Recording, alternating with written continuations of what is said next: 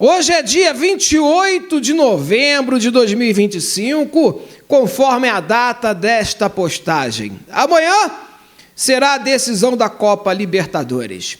E eu quero dizer para vocês que eu, o apóstolo Arnaldo, o vice-deus, tive uma revelação. E quero dizer para vocês que o campeão da Copa Libertadores será o Flamengo. Está tudo registrado aqui na data dessa postagem. Volte depois do título e me diga se eu sou falso profeta. Não tem falcatrua, não tem artimanha, apenas revelação divina. E se eu acertar, eu espero que você deixe like nesse vídeo e siga as minhas redes sociais, se possível se torne até dizimista, pois eu sou o verdadeiro profeta. Amém, irmão? Tem!